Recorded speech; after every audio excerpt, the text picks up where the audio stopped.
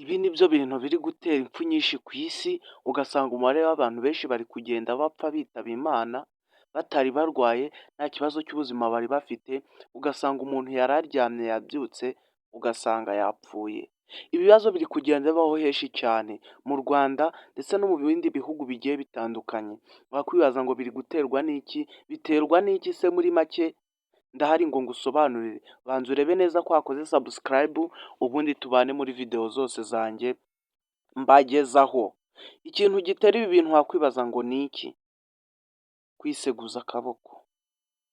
Kwiseguza akaboko ni bimwe mu bintu bishobora kukuzanira urupfu rwihuse, ukaryama uri muzima, ariko mu gitondo bagatangaza inkuru mbi ko witabye Imana. Uribaza ngo bigenze ute? Nk'uko umuntu aryama, urabizi kuryama, abantu baryama ku ishi, hari umuntu uryama agaramye, uryama yitambitse, uryamisha n'umusaya. Kuryamisha umusaya rero nibyo ngiye kugarukaho uno munsi. Kuryamisha umusaya ni kimwe mu bintu byakuzanira ingaruka mu gihe utabikontoroye ngo uramuke ukiriho. Wakwibaza ngo bigenda ute? Bikorwa ute kugira ngo uvemo umwuka neza neza ubyuke warangiye? Kuryamisha umusaya, uraryama nk'uko bisanzwe, wamara kuryama ukiseguza akaboko. Kwiseguza akaboko hano dukunze kwita mu misaya cyangwa muri nyiramivumbi, hari ukuntu wisegura ugashyiraho intoki ebyiri, hari imitsi ijyana amaraso mu mutwe n'iyagarura.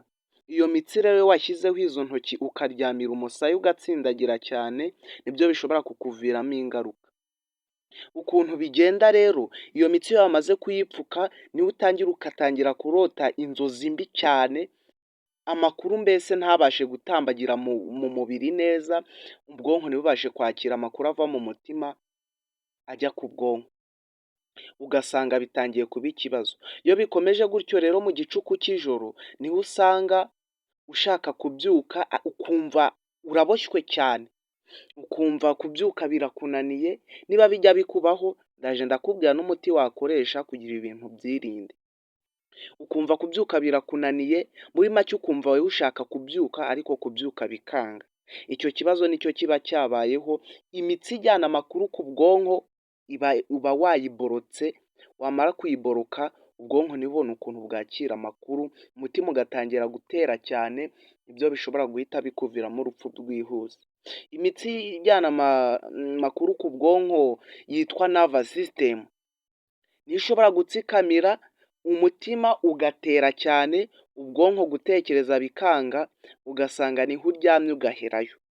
Ese bijya bikubaho? Ese byakubayeho? Niba byarakubayeho se wakoze iki? Ibi ngibi nibyo mbagira ngo mwirinde, nibyo ngira ngo mwirinde. Nujya unaryama, ujye wibuka ko hari ikintu kimwe wakwirinda cyagukururira ibibazo bikomeye cyane. Icyo kintu ndakeka ntakibabwiye. Ndakeka ibindi mwazajya mukurikira video zanjye, tukarebana ibiganiro byinshi bigiye bitandukanye ku nama z'ubuzima. Mu kindi kiganiro tuzareba kuvugira kuri telefone uryamye cyangwa gukoresha telefone amasaha manini uryamye cyane, ingaruka byagutera. Kuri icyo kibazo umaze kubabwira rero, wakwibaza ngo umuti ni uwuhe? Iyo byakubayeho ukumva urabyutse mu gitondo, ukumva urananiwe cyane ariko ugatangira gutekereza ko hari igihe washatse kubyuka bikanga, umuti nta wundi ni ugufata amazi, igikombe cy'amazi ukanywa, ugakandakanda ha hantu, imitsi igasubira mu murongo. Mwari kumwe na Blaze Boy, ikiganiro cyacu nakagaruka, YouTube channel yacu ni Blaze Boy TV Show. Makinga ko wakoze subscribe, tubane mu biganiro bigiye bitandukanye. Ciao ciao.